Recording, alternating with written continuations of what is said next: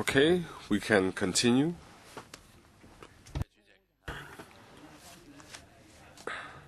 Next, Wang Yukman.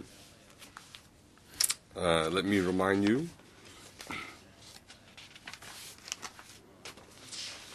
We are questioning from the value of money perspective. So, I know you're familiar with the rules of the game. So, please also identify the documents you're referring to. Thank you, Chairman.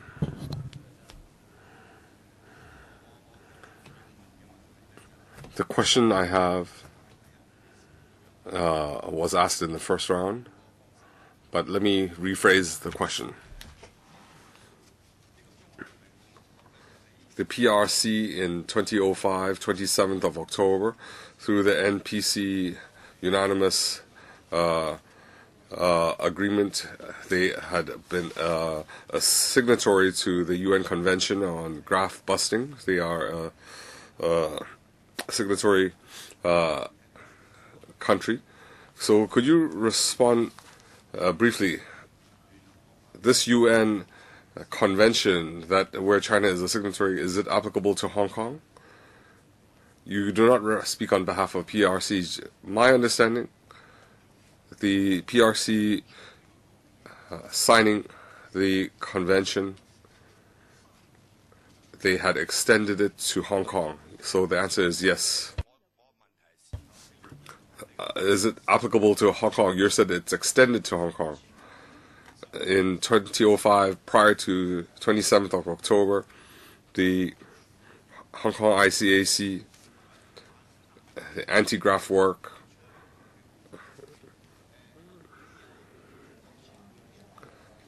before China being a signatory to the convention, ICAC had been conducting this line of work, yes.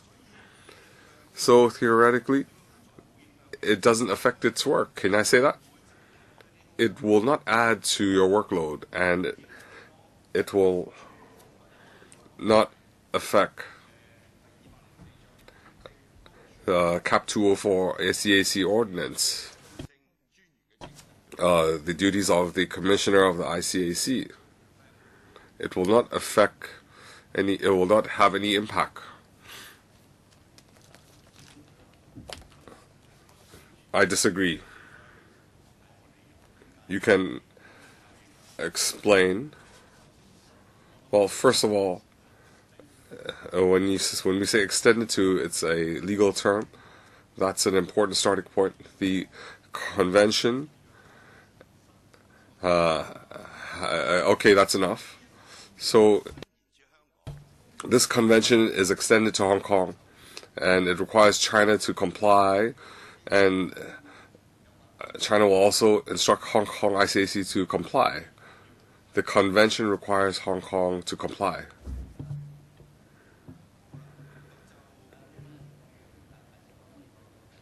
Could you explain the ICAC ordinance and the difference between the UN Convention? That was his reply, so I have some questions arising from that. You have to tell me specifically, because China is a party to the UN Convention, and you said it's applicable to Hong Kong and it extends to Hong Kong. Therefore, there might be some impact on the original workload. That is, it will have to undertake to show the sum of the workload that extends from China's being a party to the convention. Yes, so therefore you have to frequently contact mainland departments. Basically, yes. Because when you were here on the last occasion, you referred to the convention. Therefore, I read the convention and I read the ICAC ordinance, Section 12 and 13, the terms of reference of the commissioner. I don't see any part that relates to your answer just now. That is, the ICAC will be affected by the UN Convention, and China being a party and extending it to Hong Kong, and China bearing responsibility, and Hong Kong by relation will have to undertake the same responsibility. I don't see anything that relates to that. Mr. Tong? Mr. Wong says he can't identify that. The legislator doesn't identify that. I have a different view. Well, could you state your different view? I can read the whole section. Could you allow him to answer first? First of all, the ICAC Ordinance Section 12, including the terms of reference of the Commissioner, but when China is a party to the Convention,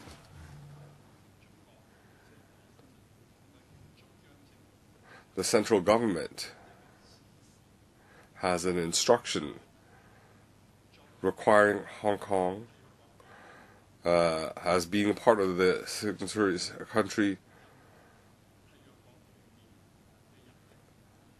has to provide assistance to requests from other signatory countries, and they have to enhance their anti-graft capabilities. This is not found in Section 12, the terms of reference of the Commissioner. And that's first. And second, there's a point about terms of reference relating to education, promotion. I don't have Section 12 in front of me. I'd like to use your wording. I allow this question because it's related to value of money, and more than $1 million was spent on the relevant issues. So I allow you this question. He's saying it's not in the legislation, but it's available in promotion and education. Mr. Tong?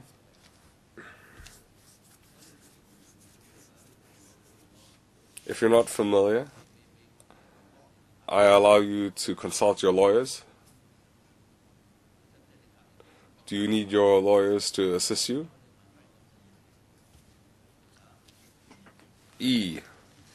12E.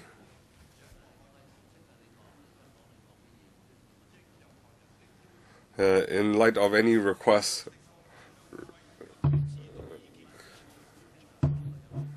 he has the right to read it out himself. The Commissioner, in light of requests regarding graft busting, can provide guidance, opinion, and assistance. This reflects that under the ICAC ordinance, the ICAC has an obligation to respond to requests for assistance. And I think this is the concept that is used by the central government. Signatories to the convention allow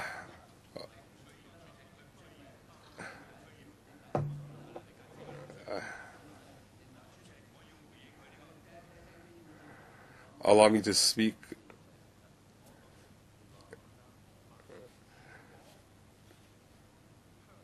If Hong Kong existing legislation needs to be amended because the convention requires compliance, what cannot be done by the Commissioner now in order to comply with the convention, what needs to be added or amended or deleted. One, why we have so many international conferences is because we have an assessment. In the coming year or two, the UN will have an audit team to audit China and Hong Kong. Chairman, my question was very clear, and he had digressed. Of course we understand. The convention being a signatory to the convention.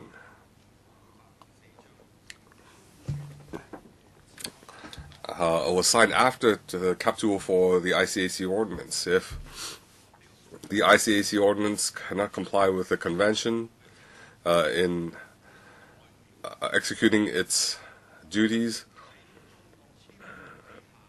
then when China is a signatory to the UN Convention Against Graft, then we need to amend the law. So when he says, in light of any request for assistance to target graft, this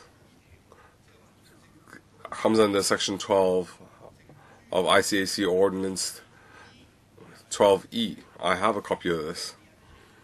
Now, if that explains, if that is the reason, if that is the grounds for your response to my question, then it's not acceptable, because you need to respond to requests for dealing with graft and provide assistance, opinion, and guidance. Then this target of assistance will be mainland mainland departments. So besides the public security, prosecutorate, you also have to entertain, or you also have to respond to non-public security, non-prosecutorate departments. Then it gives you a carte blanche to entertain all kinds of people. So who should you provide assistance to? Who should you provide guidance? Which people who did not ask for guidance, and you would still provide opinion? Could you clarify your question? In drafting a budget, have you answered logical questioning? How much assistance do you have to provide to mainland counterparts in executing, in complying with the convention? In drafting the budget, the ICAC has a formal procedure. We do not have a consultation with the Legislative Council.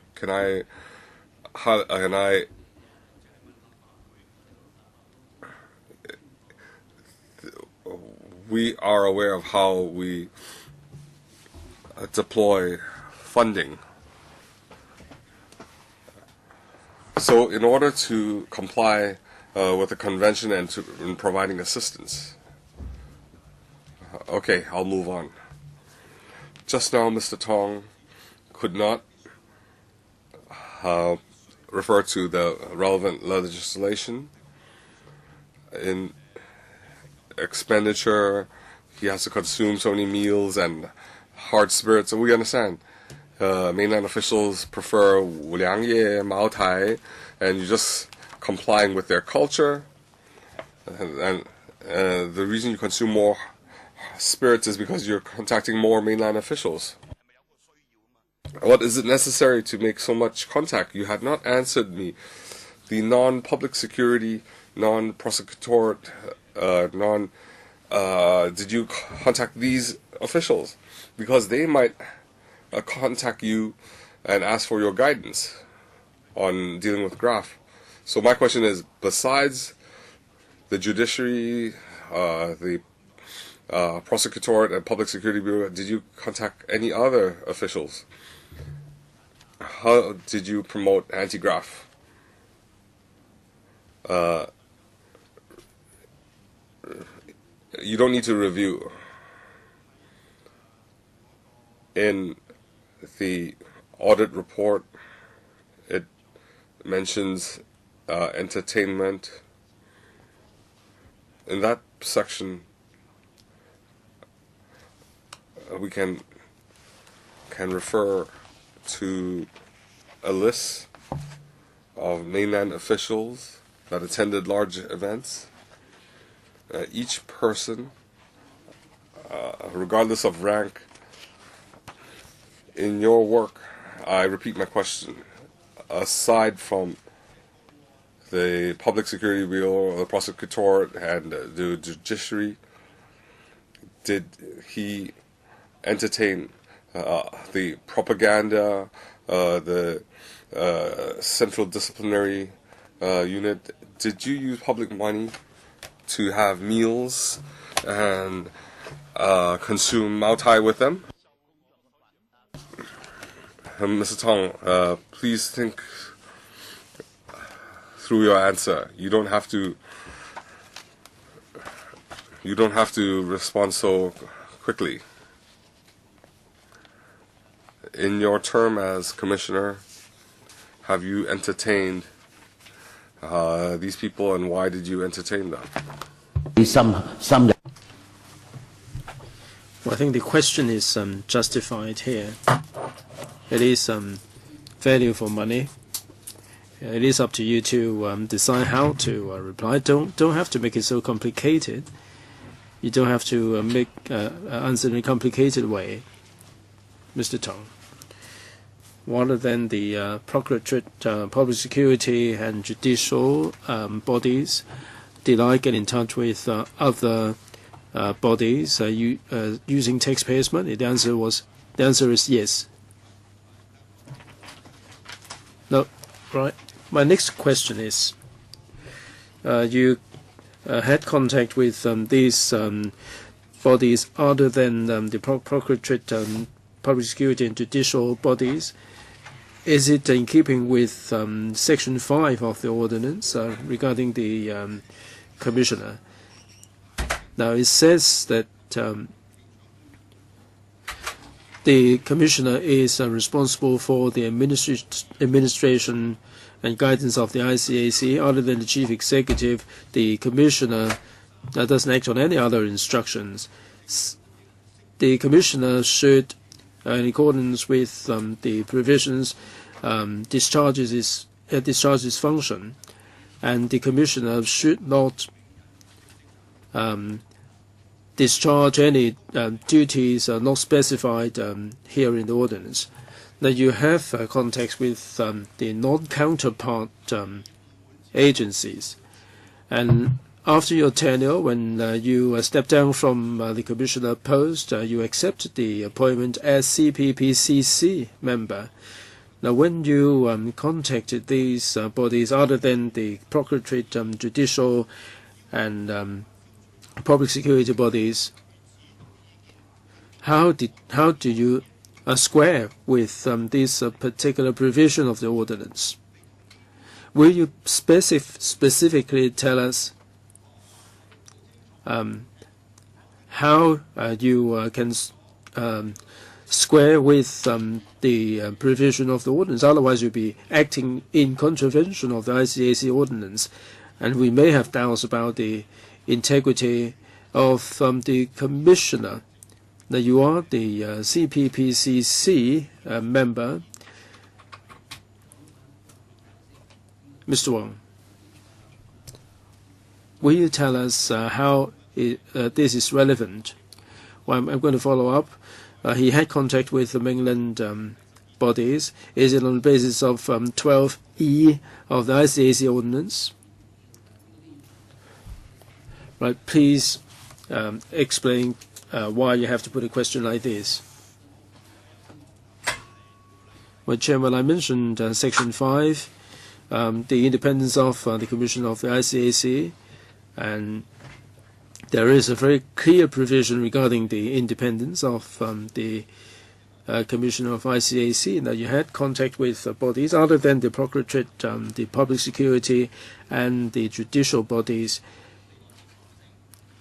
And you're spending taxpayers' money. We can cast doubt on the independence of the commissioner, and you've accepted the appointment as the CPPCC member, and this will reinforce our suspicion in this regard. So I'd like you to explain to us when you got in touch with these mainland bodies on a frequent basis.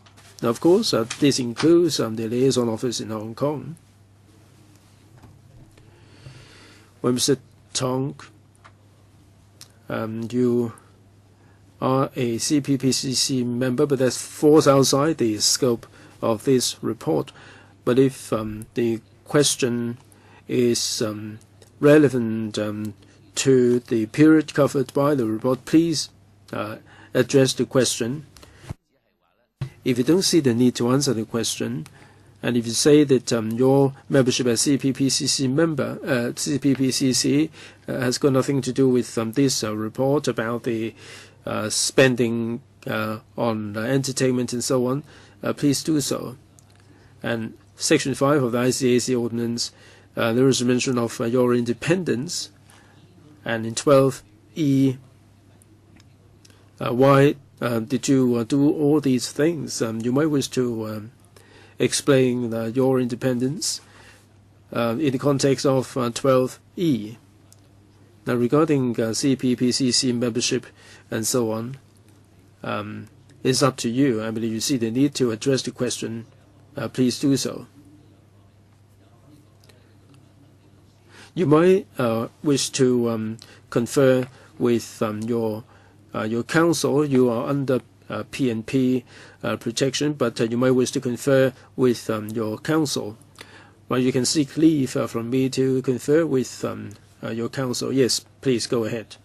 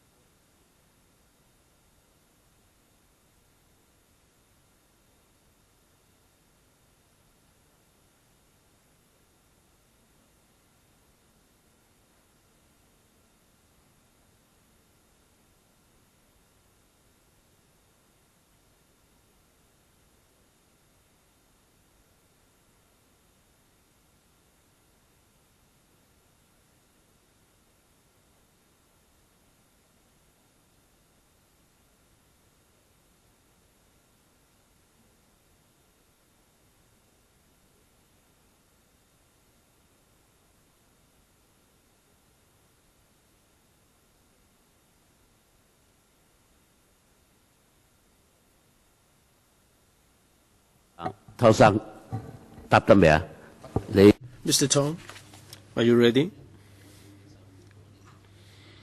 Now you are under P&P protection.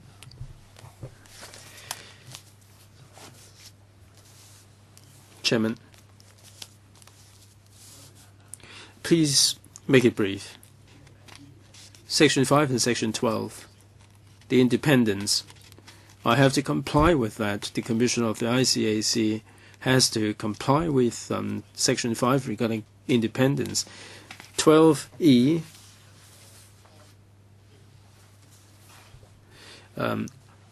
offer or render assistance at the request of other parties. I'd just like to say that the CPG has the clear instruction that ICAC is a body under the convention. Did I contact other people? Now, every year there are thousands of visitors to the ICAC on an annual basis. I would receive them on a small number of occasions. You talked about the United Front and the propaganda, the ministry and so on. I don't have any recollection, but there are some counterparts that we spend taxpayers' money in extending our hospitality. Was it in accordance with 12E? Now the question is very straightforward. Did you spend taxpayers' money for your personal interests? Now that's the question. The answer should be yes or no. You don't have to say, you don't have to be so verbose. We did invite mainland individuals not to do with the procuratorate, public security and judicial bodies. but I didn't do so to further my own interest. It was related to work. Well, it is related to 12E, isn't it? And other than 12E, we have to do education and publicity. Also 12E, publicity and education. 12, what can you be more specific to avoid any further questions on this? 12G, public education on the evil of corruption. 12G and H, well, I have to put it on record and to seek cooperation. Mr. Wang Yukman, G and H are not quite relevant. These are not members of the public from Hong Kong. These are mainland bodies. But as I said earlier on, China signed the convention, UN Convention Against Corruption. You said there are some guidelines. Now, all these guidelines produced by the mainland authorities, he should make available a copy to us. Now, he talked about a set of guidelines for the ICAC from the CPG. Is there such a set of guidelines, Mr. Tong? Well, I don't have any copy from the ICAC. I don't have access to that. Well, the question was, I think you have to be careful with your reply. Now, you mentioned some guidelines. The question was, do you have the guidelines? Now, you said in your reply that there is a set of guidelines. Can you be more specific as to whether there are any guidelines? Well, he mentioned guidelines. He mentioned instruction. Well, if I may read out this document. Well, you don't have to read it yet. You mentioned that a moment ago. Perhaps you might wish to have some time to refresh your memory. We can put a question later on. Chairman, thank you. I think we have to be fair, because I think you have intimidated him, and he was intimidated in answering your question. Yes, I'm working in full cooperation with you, Chairman.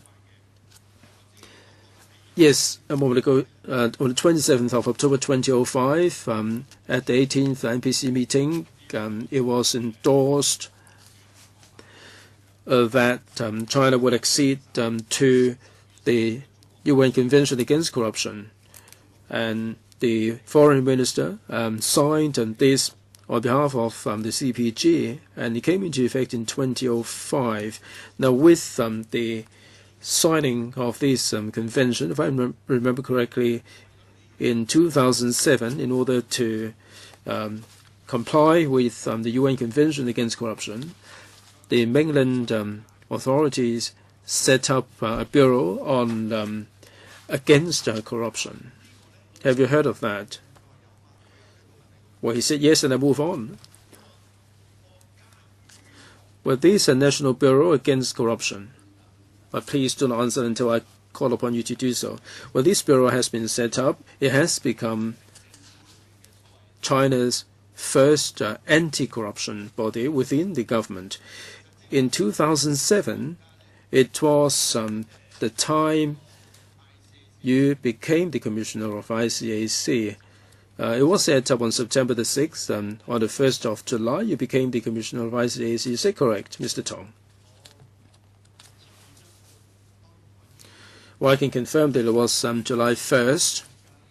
I understand that it was in 2007 that the Bureau Against Corruption was set up. I can't quite remember the exact date. Let me tell you this. Well, you said you became Commissioner of ICAC on the 1st of July 2007, and on September 6, 2007, the China set up this Bureau Against Corruption. That's a fact. It doesn't matter if you're not clear. And the reason why I put this question is that as Commissioner of ICAC, you must be aware of this. And that is certainly a counterpart of the ICAC. China has acceded to the Convention, and Hong Kong has the obligation to implement the UN Convention against corruption. In order to comply with the convention, they set up a bureau against corruption. Your question, please. Well, I have to make everybody clear. Well, I thought I didn't make myself sufficiently clear. Now, this is a counterpart body, and presumably you have a lot of frequent contact. But from the available documents and information, I cannot see the commissioner of the ICAC having or spending taxpayers' money drinking multi-spirit with this bureau against corruption. We cannot see anything like this in the Director Audit's report. Do you have or did you have any contact with this body? Mr. Tong, well, I think in answering this question, you should look at it from the macro point of view. And you should answer the question from the point of view of how the work is undertaken. We don't have an interest in the work between you and the counterpart, but from the taxpayers' money point of view, we'd like to find out about it. Mr. Tong. Chairman, the ICAC discharges its duty, and we had contact with the mainland bodies, including the counterpart bodies in the mainland of China. We had contact with the officers of the National Bureau of Corruption Prevention of China. I must point out that the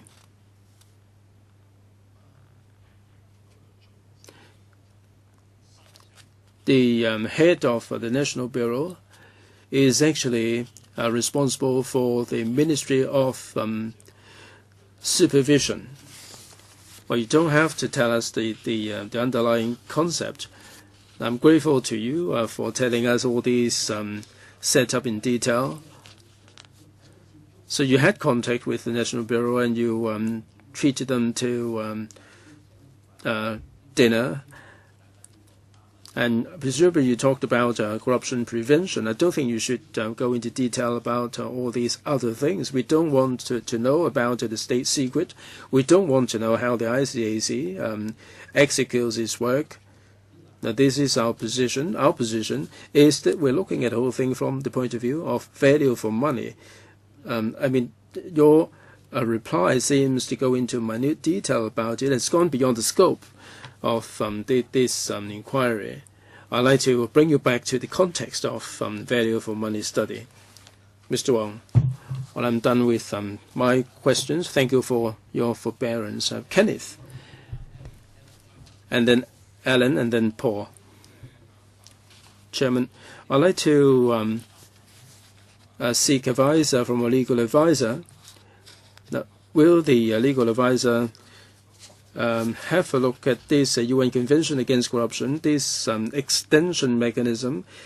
Is it really true that it was extended like this? Now, for conventions entered into between mainland and other jurisdictions, there would be negative vetting in LegCo. So will the legal advisor please confirm whether this statement that the convention was extended to Hong Kong? Mr. Tong, in answer to Mr. Wong's question, you said that since the signing of UN Convention Against Corruption, you had received thousands of visitors to Hong Kong. Now, did they come of their own accord, or did you invite them to Hong Kong? Right, because of this convention, you had to entertain thousands of visitors. So can you confirm that? And you mentioned thousands of visitors came to Hong Kong. Did you invite them to Hong Kong on And in what venues did you entertain them? Well, I think he did mention thousands. Well, I just like we can go back to the record. I'd like, first of all, to clarify something. Before we had the UNCAC, there were already many mainland visitors coming to the ICAC, and after the convention was signed, many more had wanted to come, but it was limited by our capacity to receive them. But in fact, the visitors were of different ranking. Some were really high-ranking people, but some were trying to come and learn from us. I said thousands of visitors came. I was referring to people attending our talks, and they might not have contact with the high-ranking people in ICAC. But then, since the signing of UNCAC, whether passively or actively in 2006, and my understanding is, and I can also explain to you the basis for my understanding. Chairman, I'd like Mr. Tong to concentrate on the post-convention era. I'm not interested in 2006. Please answer the question. After the signing of the convention, we acted according to the same policy. Sometimes we issued invitations, but then many more were taking the initiative to come to visit us. Thank you, Mr. Tong. When these people came to visit you, what kind of reception did you give them, and according to what criteria? Maybe you would treat them to a meal, but would you also buy their plane tickets and offer them hotel accommodation? This is also a general question. This is a value for money question, because we are talking about the use of public money. Please answer the question. Everything. There were different things done. Depending on our working relationship with the visitors, whether we would like to further develop our working relationship with them. And I myself sometimes would receive the visitors. Chairman, my question was whether you offer them plane tickets and also hotel accommodation to invite overseas visitors to come to Hong Kong. This is a very focused question. Yes, it's a very concrete question. Please answer it. Well, no, he also talked about meals. Just answer that question. Yes, yes. Was it on many occasions? As to the figures, well, look, we can ask the ICAC for the figures. Okay, fine, Mr. Tong, fine. You have said yes to that question. Mr. Tong, now please refer to page 34, chapter 7 of the report. On the issue of reception, I will not follow it up. I would refer to another matter. 3.6, paragraph 3.6. Can you find it? Yes, I can find it. The audit report was issued, and the CRD informed the audit that B, much of the CRD's staff resources were diverted to conducting large-scale territory-wide and even international activities. And then, such activities, though generated great publicity, might not necessarily reach a large number of people. First of all, why is it that you would like to make such large-scale publicity efforts? I don't know why it was necessary. And then para D under 3.6. Without additional resources for completing such tasks of greater complexity and intensity, the number of activities would inevitably be cut. This was asked by Mr. Alan Leung, and that is with overseas organizations and people. Now, you said that these activities would be inevitable, but are they really inevitable? Referring to these two paragraphs, Mr. Tong, how would you like to respond? Mr. Tong. please think before you answer, because this morning Mr. Alan Leong asked you that a lot more money was spent, but the number of people and talks conducted dropped. And then Mr. Gary Chen and also Mr. Paul Chair also asked you that you had spent a lot of money outside Hong Kong. So I think this question is related to those.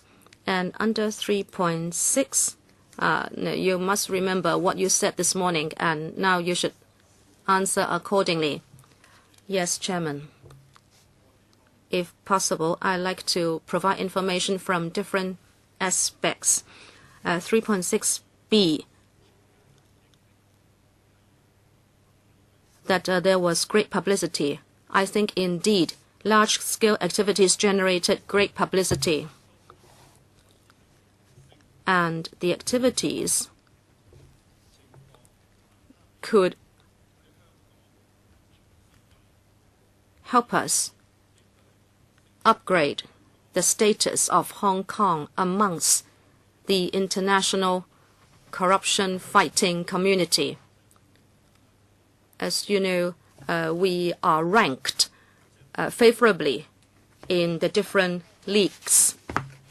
And as to the number of people, well, that might not be directly proportional to the publicity effect, because these activities would generate long-term effects. And then 3.6d, it says without additional resources for completing such tasks of greater complexity and intensity, the number of activities would inevitably be cut. Is D just a result of B? Let us look at 3.6c. Much resources were also diverted to research and development work for producing publications like toolkits for different trades, as well as tailor-made presentation content. Okay, fine. You don't have to read it out. I could see that paragraph as well. Wait, I'd like him to clarify. Because the Director of Audit, the CRD of the ICAC, responded in January 2013, right? But Mr. Tong has already left at that time, is that right? January 2013, I was there. So you agree with these responses? Kenneth, I am asking him whether he would agree with 3.6a to E, because if you answered that way, it seems you agreed to all these points. But if you were not involved in giving these responses, Mr. Tong, you should state it clearly to facilitate our understanding.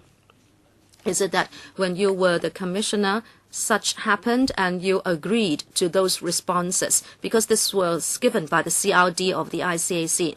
We have to understand your role and the timing, or else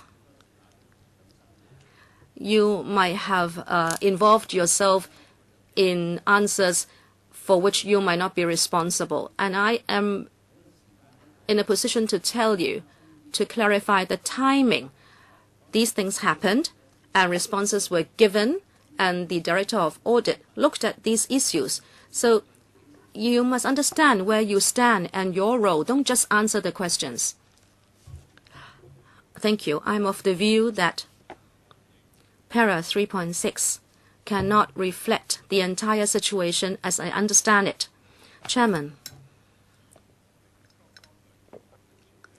I think the figures quoted by Mr. Alan Leong in the tables, he said that the figures dropped, and I believe the member was trying to draw a conclusion that it was not effective. Now, I would not agree to that causal relationship.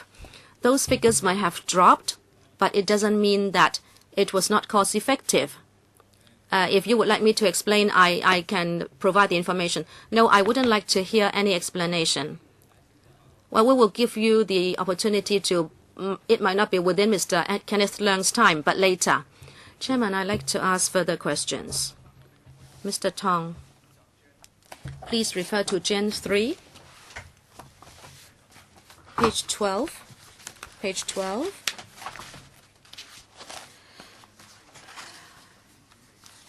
which has to do with the API and the expenses. Can you find it? Sorry, Gen 10, I beg your pardon. Gen 10, which was received from the ICAC just yesterday. Page 12. Gen 10, page 12. Do you have it? Can you see it? Yes, yes. Kenneth, please. Mr. Tong. Before the break, we asked you the question about the 5 publicity events jointly organized with the mainland. Since the mainland became a signatory to the convention, you had to jointly organize these with the mainland. So is this a conference within those 5 or outside those 5? It is not part of those 5. This is the international API competition held in December 2011. Actually, in the audit report, the 2 meals in 322, 323, those had to do with or were part of this international API competition. Is that right? Yes. Okay, let us look at the expenses, $1.7 million. Do you think it is money well spent? Yes. Mr. Tong, please answer only when you are called upon by me. Thank you. You will have all the time to answer. You think it is money well spent? Yes, yes. Okay. If we look at the breakdown, about $600,000 of public money, Chairman, were for air tickets and traveling expenses for 18 overseas mainland speakers, adjudicators, etc., for them to come to Hong Kong to be adjudicators in the API competition. And also over $120,000 were used to hire a limousine for the chairman of the IAACA, the president, coaches, etc., for delegates for 5 days. My question for Mr. Tong is, why did we have to spend such money? Is it that if you did not fork out that kind of expenditure, these people would not come? Mr. Tong, I'm of the view that the relevant arrangement is in line with the conventions for organizing similar activities. What is the convention? The convention is that the host organization will have regard to the ranking and status of the visitors and their functions. So they would provide appropriate reception. Can I follow up? Is it you or me, Chairman? Now, I'd like to follow up a little. Was the CE aware of this? And number 2, when you had to spend the money, is it that there is a management committee at the ICAC? Apart from you yourself, there would be a committee to look into this, right? Was the committee informed? I'd like you to answer these follow-up questions because this has to do with the control of the use of public money, and this is also related to value for money. Mr. Leung was talking about the control of public expenditure. We will give you the time to answer these questions. Please note that I have asked those questions. Actually, I also like to clarify something. Mr. Tong talked about conventions. Was he talking about conventions of the SARG or the ICAC or the IAACA or your own conventions? Can you answer that question? You can choose one out of the 4. It is not my convention. I took part in international activities and similar arrangements were made. From what I can recall, colleagues gave consideration to the arrangement in similar activities. You would invite people to come and do some work, and there was some discussion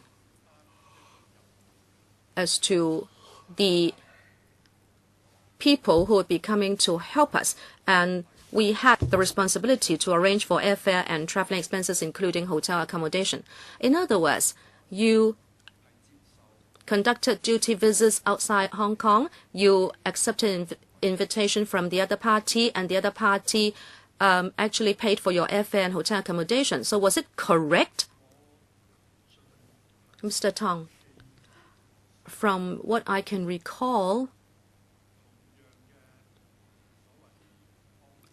with regard to similar offers or invitations, I'm sure that I had such. As to whether we had accepted such arrangements, I wouldn't exclude accepting hotel accommodation, but as to air tickets, I don't think so. This is from memory. But if indeed we accepted anything, we would have to have the approval of the CE. Thank you, Mr. Tong. Then I'd like to ask you this question. Why is it that you need to provide a saloon car for IAACA president? Why did you have to do it? Is it that you have no cars at the ICAC? Why is it that you need to provide a particular saloon car? Mr. Tong, from what I know, if a visitor of a certain ranking, now, from what I know, it is not just the ICAC, but other government departments would also make that kind of protocol arrangement. Now, I don't know the details, but I did not invent this. Kenneth, Chairman, just now Mr. Tong said that there would be such arrangements. What guidelines did you refer to? What kind of car should be arranged for what ranking of people? Can you provide the information? Well, we can actually ask the ICAC because he has already retired. It's difficult for him to answer this question, and he's only answering from memory. I think we can direct the question to the government. Okay, thank you. I'll stop there, Chairman. Thank you. Mr. Alan Leung? I'd like to follow on from Mr. Kenneth Leung's line of questions. This international anti-corruption video competition and workshop, can the witness please explain how that would help to enlist public support against corruption? Mr. Tong.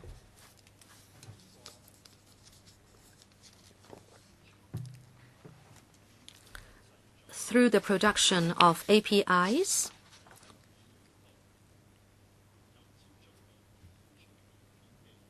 those who are related to the API production would have their anti-corruption awareness heightened. All along, we have made use of APIs, multimedia APIs, to promote the anti-corruption message. Well, if that's the case, why do you want to spend $472,049.15 in order to invite 18 overseas speakers to come to Hong Kong? They were not involved in the production of the API. Why do you want to spend so much money? If you also include hotel accommodation and room rental, we are talking about over $600,000. And then the provision of the saloon car and coaches and other $128,000 odd. Is that the money had gone down the drains? Because if you were trying to promote the anti-corruption message to Hong Kong people, is my understanding correct? If Mr. Tong's understanding is that if he was not promoting the anti-corruption message to Hong Kong but to mainlanders, then that must be another understanding. Well, but the ICAC must be promoting the message to the Hong Kong people. I'd like to know the understanding of the witness. My understanding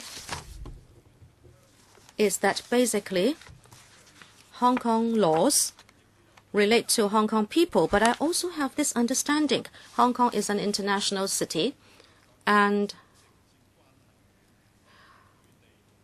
neighboring places directly related to Hong Kong should also step up their anti-corruption awareness, and that has a relationship with Hong Kong. No, Mr. Leong was asking you whether the $700,000 was well spent.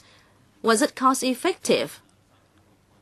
And maybe whether the $700,000 was related to 3.6, because it was said that a lot of the activities were inevitably cut. It was not wasted. We see that through the API competition,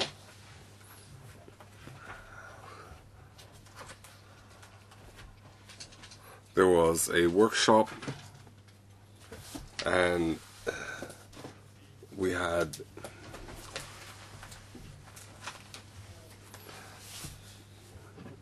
experts from different countries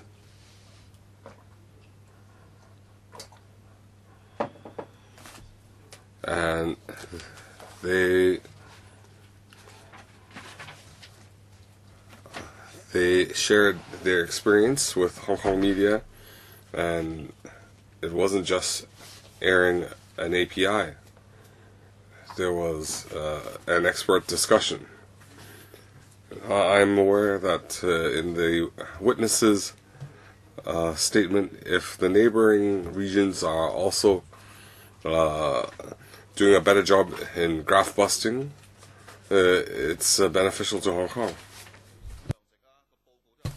We're talking about value for money, and the topic of the theme of the report is preventive education and enlisting public support against corruption. So I think we're talking about Hong Kong public, but if the witness has a different understanding, I would like him to point out. My understanding and the chairman's understanding is the same.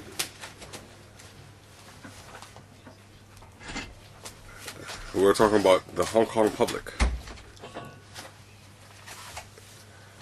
This was a legislation drafted in 1974. The situation back then is different from 2007 to 2012.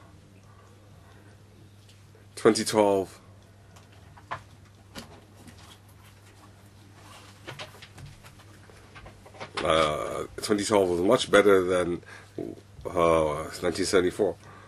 We're now ranked 14th. 1974 was the darkest hour.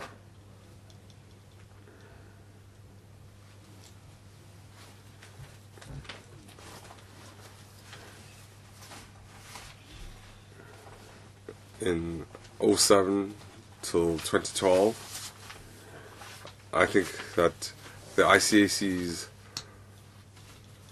standing had improved. It had been enhanced to a historic level. For 3 years we had ranked 12. Chairman, I'm happy to hear the witness confirm that enlisting public support against corruption is referring to Hong Kong public. So he said he needs CE approval, he has to go to Beijing. There were 33 visits. I'd like to know if our public money was spent from 700 to 800 million, and therefore Beijing, Shanghai, Guangzhou are being more graft-free. Well, that's not the purpose of your spending. But when the CE approved, were there some misunderstandings? Would he come under the wrong impression that making China less corrupt being part of your responsibility? He says that on each mainland visit the CE has to approve. At the time, Donald Tsang was the CE. So when Donald Tsang approved your mainland visit, was he under the impression that you should make mainland less corrupt? Or was it your understanding that you should make Beijing, Shanghai, Guangzhou less corrupt? My understanding. How did you explain it to Donald Tsang? to get his approval. In my application, I had to take the relevant information, list the officials that I would meet, and when I had the opportunity to meet Donald Tsang, there were 2 occasions when he was chairman of the meeting, and when I had to report to him, I could, through submission of documents or in other venues, I would introduce my work, and I'd also talk about other topics, and this is my understanding. This is my policy, and my feeling was Donald Tsang supported that direction. Did it include Hong Kong's neighboring countries being less corrupt would be beneficial to Hong Kong? Did you include that perspective? I think Donald Tsang has no records, the conversation, but he had appointed a committee, a corruption problem committee, whose members were appointed by himself to monitor the ICAC work. I had read the report in 2011. I had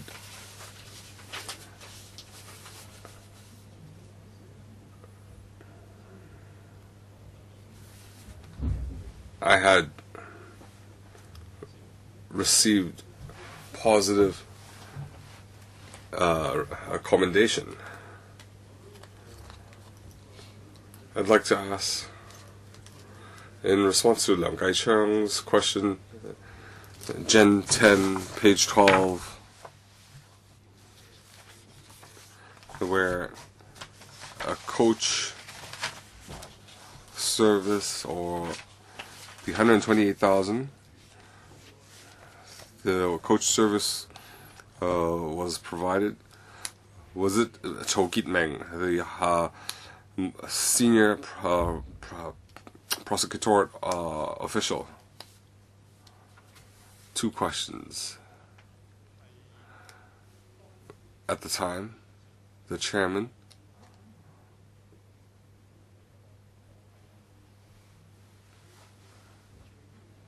the highest prosecution office, the chief prosecutor, and his delegation. But how many people use the service, I did not investigate. I understand Mr. Tong saying that this highest prosecution office, you would have to provide a coach service, but you don't have to invite the highest prosecution office. You are trying to. Shouldn't you be trying to save money to do more school workshops, public workshops? Wouldn't that be better from the value for money perspective? You're now saying that there are insufficient resources. You have to do a lot of internal diplomacy, and there's no extra resources. You were the controlling officer. How should the money be spent such that the Hong Kong public, I emphasize Hong Kong public, could do a better job in preventing corruption? Now you have set aside $128,000 for coach service to serve the transportation needs of Hin-ming and the highest prosecution office. Well, you could have saved that money and do more school talks. You have spent $128,000. You need to explain from the value of money perspective how that was justified We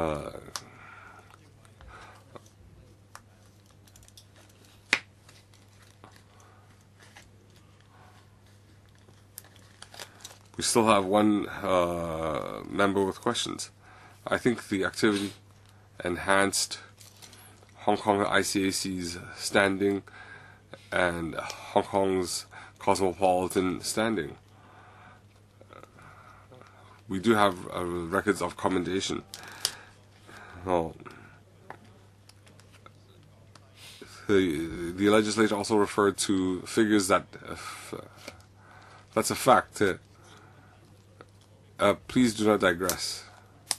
That's a fact. Those tables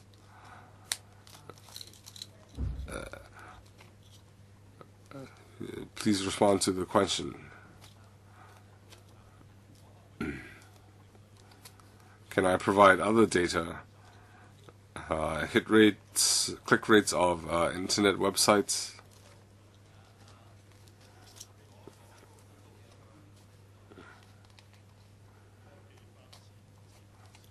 With the development of technology,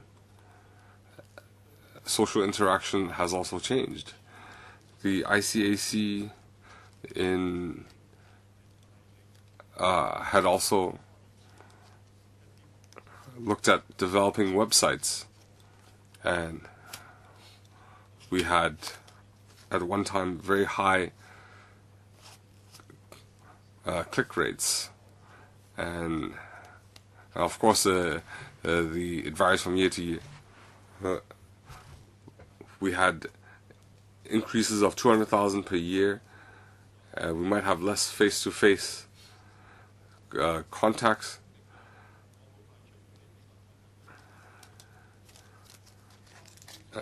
If regarding building management,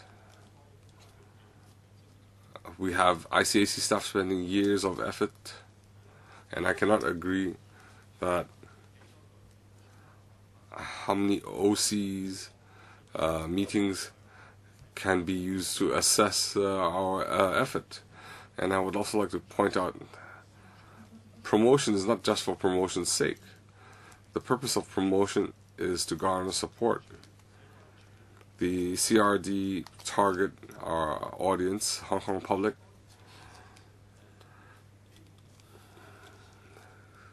There has been no drop in support. We might have some increases.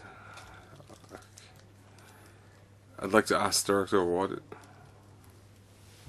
The click rates that Mr. Tong mentioned, why were these not listed in the report?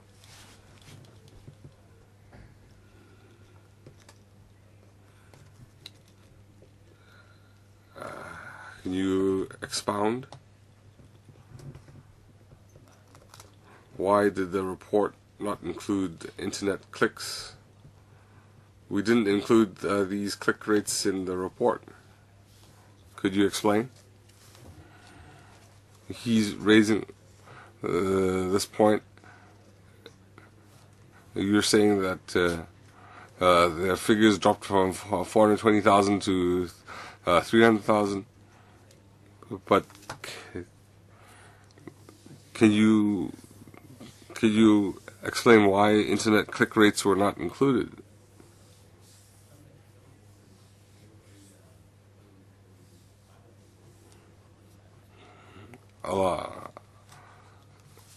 Please refer to paragraph 3.7. Why do we emphasize face-to-face contact? That according to 3.7, we feel that face-to-face contact is an effective way to get anti-corrupt messages across. So when we list the tables, these are face-to-face interviews.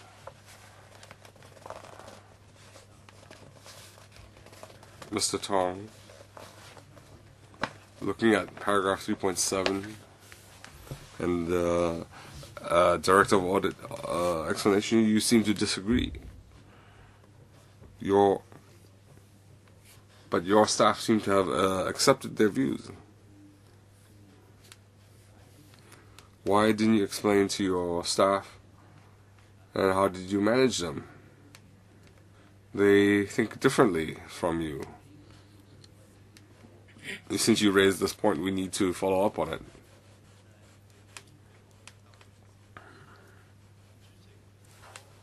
Chairman, I will not say I fully disagree. What I want to say is I raised an opinion that is an additional opinion. How the audit report, how should I respond to the audit report is beyond my scope. I have worked a few years in ICAC, so perhaps we have different levels of understanding. I recall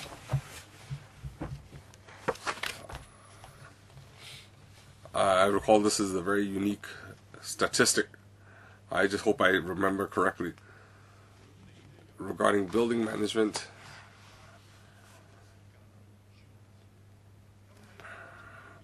in dealing with building management, in the past we would just meet OCs.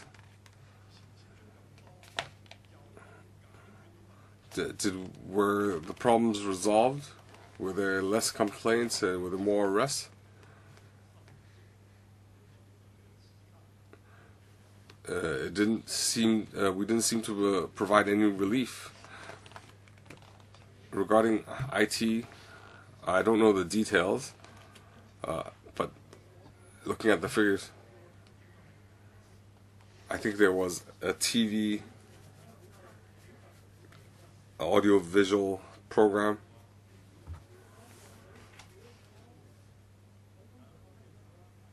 I was pleasantly surprised by the number of audience figures. It seemed to be we seem to have hundreds of thousands of audience members. As a retired person, I don't have access to material, and even though I asked Legico whether I could contact the ICAC, it seems that aside from PAC material, it's not appropriate to have any further contact. I've also heard Mr. Simon Pei, and I can only refer to public material. Everything is recorded. You can refer to that material.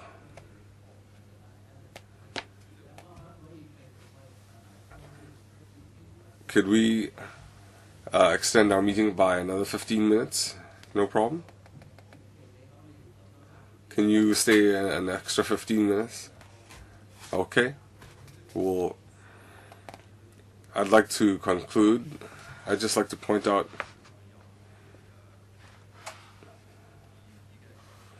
if he has any disagreement, he can raise that.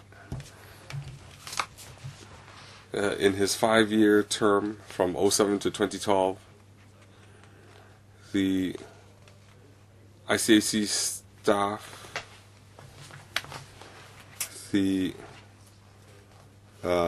were less face-to-face meetings, there were less multifaceted activities, there were decreases.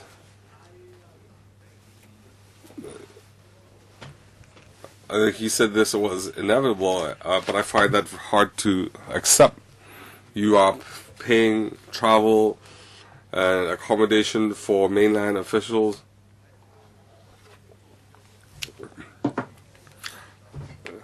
So it seems that we have sacrificed enlisting public support against corruption in Hong Kong in favor of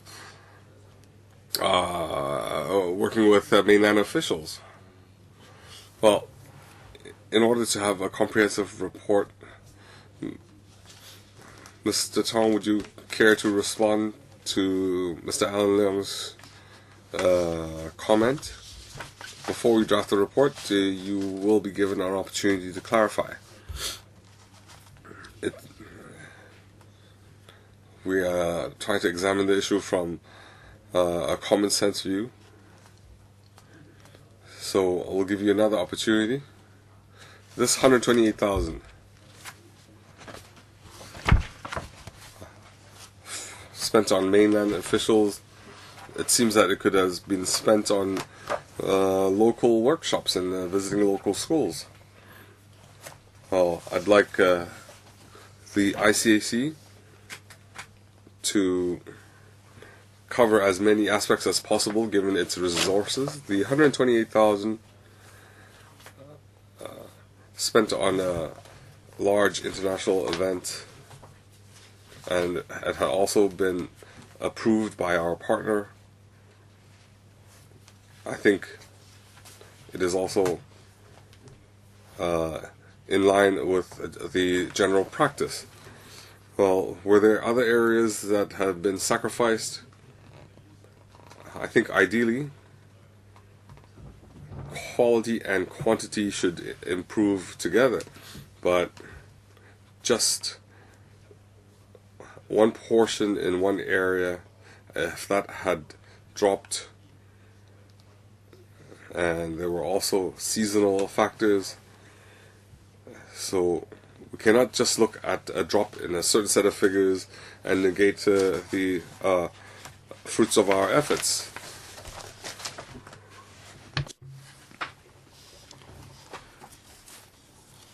Well, we have to look at the support of the general public to see whether there has been any decline.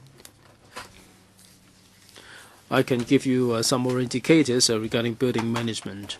Yes, by all means, let us have the information. But people get the perception that you have been profligate and you have held these events in a mega scale, and that would boost your prestige, and you also visited all these places. Would you like to correct this perception? If I may, Chairman, the Commissioner of ICAC take the October 2011 event, for example. There was what happened towards the end of my tenure, but that wasn't the end of the ICAC. ICAC has been going from strength to strength, and this is one of the ongoing events. And I have the time frame for the coming 5 years.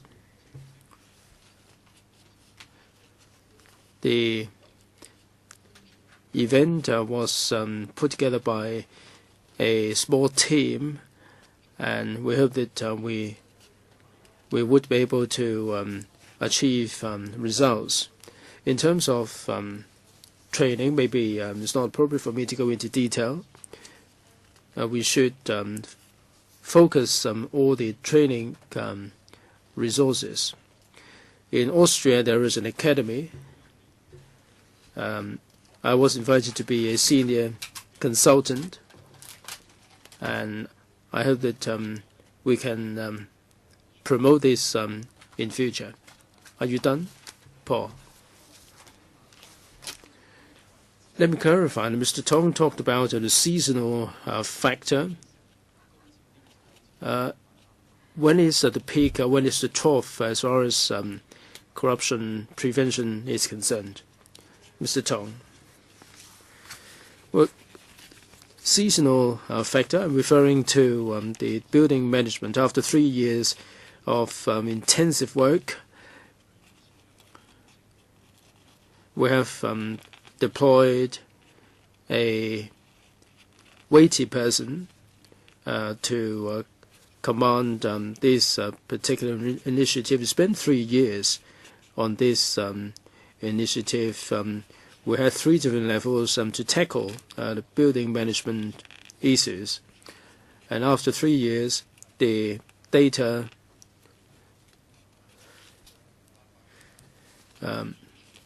would be sufficient for us to tackle 800 units. After this cycle,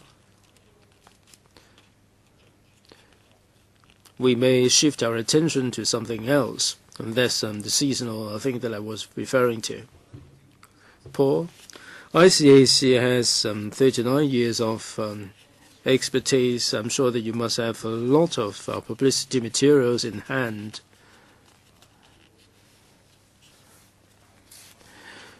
In terms of toolkits, you do have the information. You don't have to produce anything new.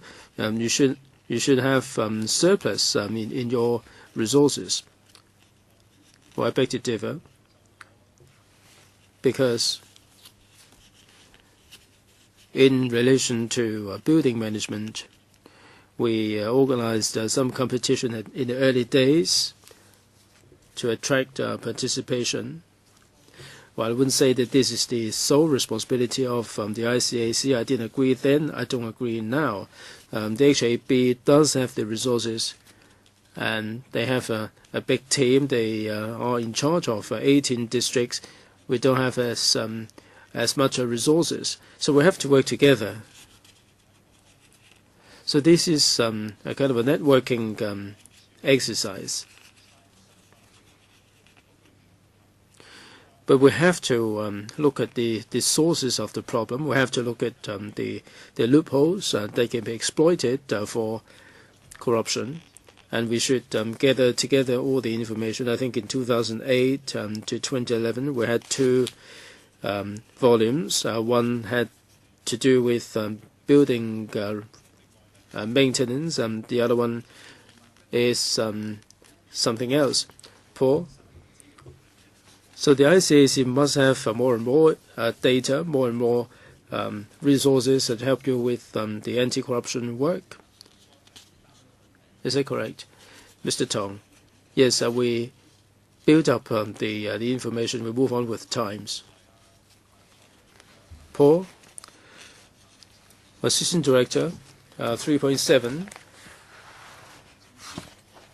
According to the ICAC website, face-to-face contact would be the most effective way of propagating the message. And the face-to-face contact would be the most effective way to get anti-corruption messages across. So would you agree with that? Mr. Tong? Well, one of the most effective ways, that's what the Honourable Member said. Well, he's asking you whether you agree or not. Yes, I agree.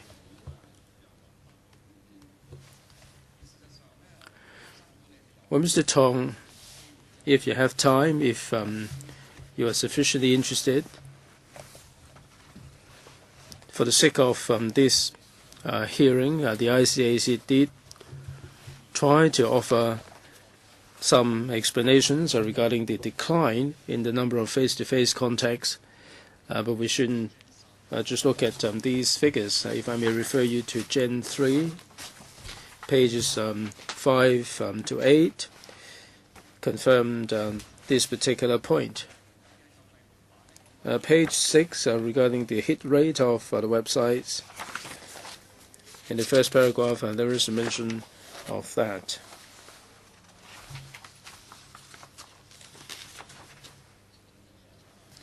Have you got it, Mr. Tong?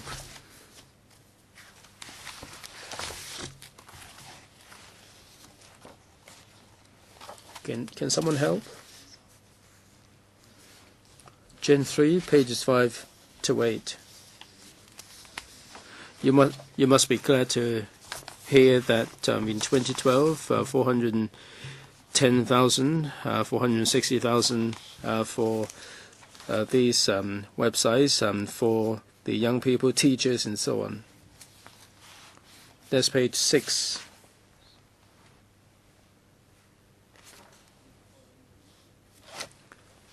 Paul, are these from the ICAC? Yes. You got the statistics?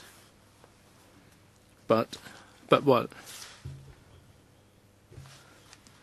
Well, the members said that these are produced for the sake of my attendance at the hearing. I here refer you to 3.7. Well, everything is for the sake of you, Mr. Tong.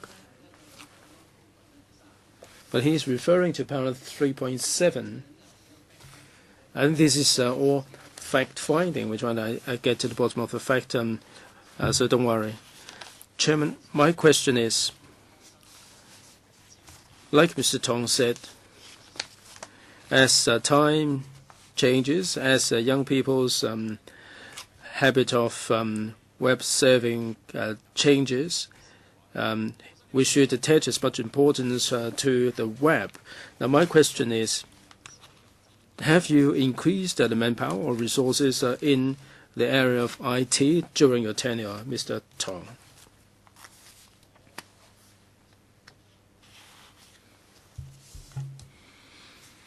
I haven't got the opportunity to go back to the statistics, so I cannot answer that. But I did show concern that we should be innovative.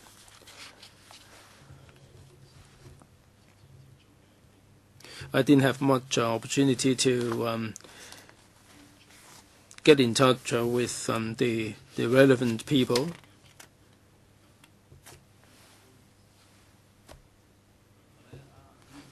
Well, the question is a broad one. At the administration branch, you carried out all these reforms. Now, the question is very simple. During your tenure in the area of IT, what have you done? Have you increased the manpower? And now, from the statistics, there is some work that has been undertaken. So the member asked you that question. You said something, but you didn't answer the question. I don't know whether the manpower has increased, but I'm concerned about the quality of manpower that should be boosted. Now, CRD, it is important to propagate the anti-corruption message. In terms of IT, has the CRD seen any increase in manpower, IT manpower, or did you use the same people dealing with face-to-face contacts? Mr. Tong.